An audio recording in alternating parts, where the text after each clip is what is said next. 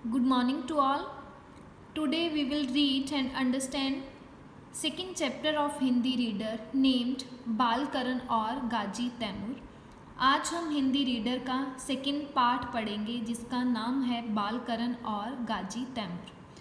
आओ पढ़ते हैं इस चैप्टर के अंदर क्या दिया है। उस दिन बाल करण की नींद बहुत जल्दी खुल गई। वह खुश था। पास सोई माताजी से बोला, माताजी उठो ना, भूल गई आज मेरा जन्मदिन है। मुस्कुराते हुए उसकी माताजी उठ बैठी। बाल करण का माथा चूमते हुए बोली, जुग जुग जियो मेरे लाल। बाल करण ने बिस्तर छोड़ा, जल्दी जल्दी नहा धोकर नए कपड़े पहने। यह बाल करण का 12वां जन्मदिन था। वह झूमते हुए बोला, माँ मैं कितना बड़ा हो गया हूँ। 12 साल का ना, 12 साल का बहादुर, उसकी माँ प्यार से बोली। तो बाल करण का जन्मदिन था। उस दिन वह बहुत जल्दी उठ गया, बहुत खुश था। पास जो उसकी माताजी सोए पड़े थे उससे बोला कि माताजी उठो ना, आप भूल गए आज मेरा जन्मदिन है। तो माताजी ने क्या किया, मुस्कुराते हुए उठे और उनको बाल करण को दुआएं दी कि जुग जुग जियो मेरे लाल। तो बाल करण उस दिन बहुत जल्दी उठ गया, जल्दी उठ के नहा धो के नए कपड़े पहने, बहुत खुश था कि माँ आज मेरा 12वां जन्मदिन है, मैं 12 साल का हो गया, मैं कितना बड़ा हो गया हूँ। तो माँ भी बोली, हाँ 12 साल का बहादुर। बाल करण हष्ट पुष्ट था, शरारती था, चालाक था। झट से अपना चाकू उठाया और लगा पत्थर पर घिसकर तेज करने। बाल कम से कम आज तो इसे छोड़ो, आज तुम्हारा जन्मदिन है, तुम इसे हर रोज ही तेज करते हो, उसकी माँ ने प्यार से कहा। तो क्या बाल करण ने क्या किया, वो बहुत शरारती था, चालाक था, हष्ट पुष्ट भी था। तो उसकी माँ उस दिन वो उठा और अपना चाकू लेकर पत्थर पर घिसने लग गया, उसको तेज कर रहा था। तो उसकी माँ ने बोला कि कम से कम आज तुम्हारा जन्मदिन है, आज तो रहने दो कि हर रोज़ ही ये काम करते हो, तुम इसको तेज करते हो। तो वो बोला, माँ तुम तो जानती हो कि मुझे चाकू से कितना प्यार है, यही तो मेरा सच्चा साथी है, इसी के बल पर तुम्हारी रक्षा करता हूँ मेरी अच्छी माँ, कि मुझे ये चाकू बहुत प्यारा है, इसी के बल पर मैं तुम्हारी रक्षा करता हूँ। उसकी माँ को हंसी आ गई। वह बोली, अच्छा ठीक है, तुम्हारे जन्मदिन पर खीर। खीर का नाम सुनते ही बाल करण के मुंह में पानी भर आया। पलक झपकते ही उसने दूध का बर्तन उठाया और ग्वाले के घर की ओर चल दिया।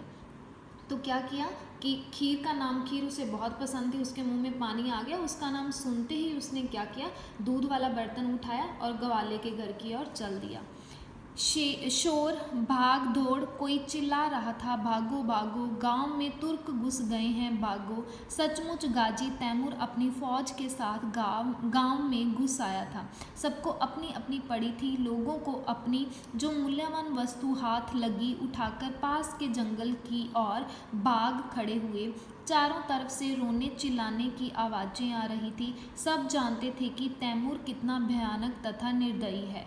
जो उसकी राह में आता उसे मौत के घाट उतार देता। उसके सिपाही किसी की परवाह नहीं करते थे, वे मर्दों औरतों बच्चों को मार के ही दम लेते थे, घर उजाड़ देते थे, झोंपड़ियों को आग लगा देते थे।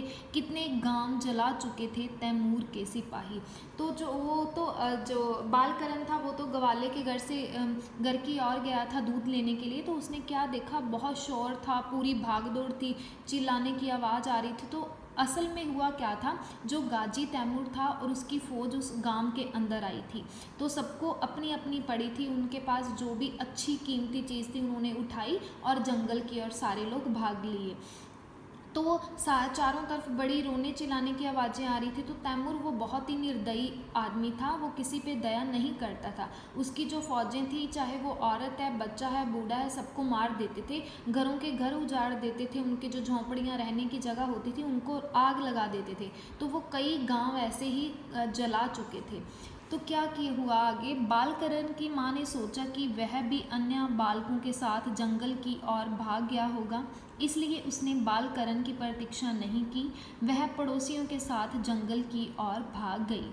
बाल करण अपने जन्मदिन की खुशी में मस्त था। उसने ग्वाले को भागते जरूर देखा।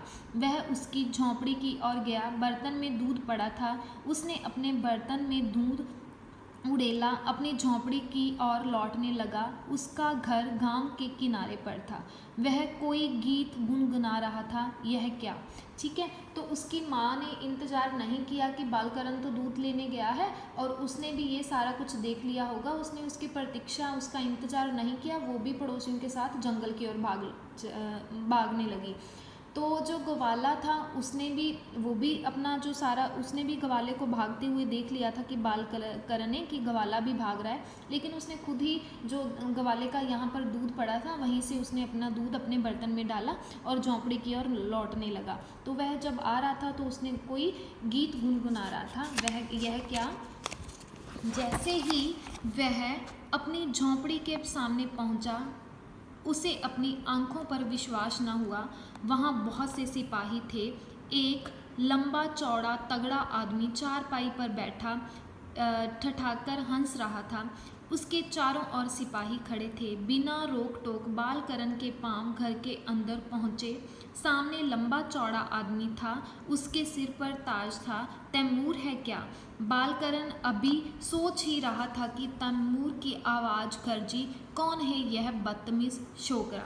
तो क्या हुआ कि जैसे ही बालकरण अपनी झोंपड़ी की ओर पहुंचा तो उसने क्या देखा? वहाँ पर बहुत सारे सिपाही थे। एक बड़ा सारा आदमी बैठा था, हंस रहा था सामने से। और वहाँ पर क्या पहुंचा? बिना रोक टोक के बालकरण के पास जो घर के अंदर पहुंचे, उसको किसी ने नहीं रोका, वो अंदर आ गया। ठीक है, तो उसने क्या देखा कि सामने एक आदमी बैठा है, सिर के ऊपर ताज है। वो बालकरण बोलता है कि तैमूर है क्या? तो तैमूर की बहुत वो गरजा जोर से कि ये कौन है बदतमीज़ छोकरा, भी उसने तो मेरा नाम ही ले दिया। बालकरण क्या हुआ? घबरा सा गया। साहस बटोरकर बोला, तुम कौन हो? मेरी माँ कहाँ है? तैमूर जो सिपाहियों से गिरा था उसकी निर्भीकता से बहुत प्रभावित हुआ। कितना बहादुर लड़का है, उसने मन ही मन सोचा। इसे हथियारों से लैस सिपाहियों को देखकर जरा भी डर नहीं लगता। सीधा कमरे में घुसा आ रहा है। कितना निर्भीक! वह सोच ही रहा था कि बालकरण ने फिर पूछा, कहाँ है मेरी माँ? तैमूर ने उसके प्रश्न का उत्तर नहीं दिया। वह चारपाई से उठा और बोला, तुम्हारे हाथ में क्या है? ठीक है, तो जो बालकरण एक बार तो घबरा गया, लेकिन फिर उसने थोड़ा साहस बटोर कर बोला कि मेरी माँ कहाँ है? तो जो तैमूर था वो मन ही मन सोच रहा था कि इतने सारे सिपाही हैं, मैं भी बैठा हूँ, फिर भी ये लड़का कितना निर्भय मतलब होता है कि डर के बिना, भय से दूर, कि फिर भी इसके मन के अंदर डर नहीं है। ये मेरे और सिपाहियों से डर कर भी घर के अंदर चला गया और फिर पूछ रहा है कि मेरी माँ किधर है? ठीक है, तो उसने उसके प्रश्न का कोई उत्तर नहीं दिया। वो चारपाई से उठा और बोलता है कि तुम्हारे हाथ में क्या है? तो वो बोलता है, दूध। बालकरण ने संक्षिप्त उत्तर दिया, बस दूध कहता है। लाओ, इधर लाओ। नहीं, मैं दूध नहीं दे सकता। आज मेरा जन्मदिन है। हम खीर, यह दूध केवल अपनी माँ को दूंगा। बालकरण की निडरता से तैमूर आश्चर्यचकित रह गया, मतलब हैरान रह गया। मगर पलक झपकते ही बालकरण से उसने दूध का बर्तन छीन लिया। मैं हर चीज़ ताकत से छीन सकता हूँ, उसने भद्दी आवाज़ में कहा, और अपनी तलवार से तुम्हारे 2 टुकड़े कर दूंगा। वो बालक की निडरता को देख के हैरान रह गया। उसने क्या किया? पलक झपकते ही उसके हाथ से वो दूध वाला बर्तन ले लिया और बहुत भद्दी सी आवाज़ में बोलता है कि मैं अपनी तलवार से तुम्हारे 2 टुकड़े कर दूंगा। इतनी बड़ी तलवार के मालिक होकर आप ऐसी बात कर सकते हो? बालकरण क्रोध में चिल्लाया, गुस्सा आ गया उसको। मेरे पास यह छोटा सा चाकू है, मुझे भी तलवार दो, मैं तुमसे लड़ाई करूंगा। तैमूर खिलखिलाकर हंस पड़ा, फिर बोला, तुम निरे बुद्धू हो, मगर हो हिम्मत वाले। जैसे ही तैमूर दूध पीने के लिए नीचे झुका, बालकरण ने लपक कर तलवार उठा ली। फिर वह जोश में बोला, हिम्मत है तो आओ। तो क्या किया वो ना, कहता है बालकरण गुस्से में कहता है कि मेरे पास चाकू है, तुम्हारे पास तलवार है, मैं तुम्हारे से लड़ाई करूँगा। तो वो तैमूर जो होता है, गाजी तैमूर, वो जोर से हंस पड़ता है कि ये तो बुद्धू है, मेरे पास तो तलवार है और इसके पास तो चाकू है, कैसा बेवकूफ़ लड़का है। कहता है कि लेकिन हाँ चलो, तो हो तो तुम हिम्मत वाले। वो दूध पीने के लिए जैसे ही तैमूर नीचे झुकता है तो उसने क्या है, बालकरण ने लपक कर तलवार उठा ली। तैमूर दूध पीने के लिए नीचे झुकता है तो बालकरण क्या करता है, तलवार उठा लेता है। फिर वह जोश से बोलता है कि हिम्मत है तो आ जाओ। तैमूर मुस्कुराया, शाबाश बेटे, जरा संभल कर, तलवार तो तुमसे भी बड़ी है, बेहतर है तुम तलवार मुझे लौटा दो। बिजली की सी तेजी से तैमूर ने झपट कर तलवार छीन ली। निडर बालकरण चुप न रह सका, बोला, मैं अपने चाकू से ही तुम्हारे साथ लड़ाई करूंगा। ताली बजाते हुए तैमूर ने कहा, शाबाश, तुम शेर के बच्चे हो। सही है कि निर्दयता के लिए बदनाम हूँ, लेकिन मैं तुम्हारी जान नहीं ले सकता।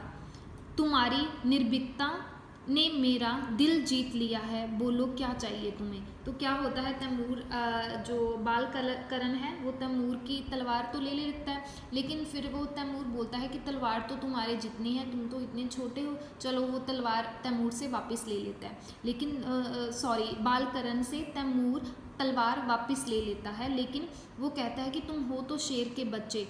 कहता है कि मैं बहुत निर्दयी हूँ, इसके लिए मैं बदनाम हूँ, लेकिन मैं तुम्हारी जान नहीं लूँगा। मैं तुम मेरे से नहीं डर रहा तू, मैं इससे बहुत ज़्यादा खुश हूँ। मुझे ये बता कि तुम्हें क्या चाहिए। तो बालकरण ने पूछा, अच्छा बताओ मेरी माँ कहाँ है।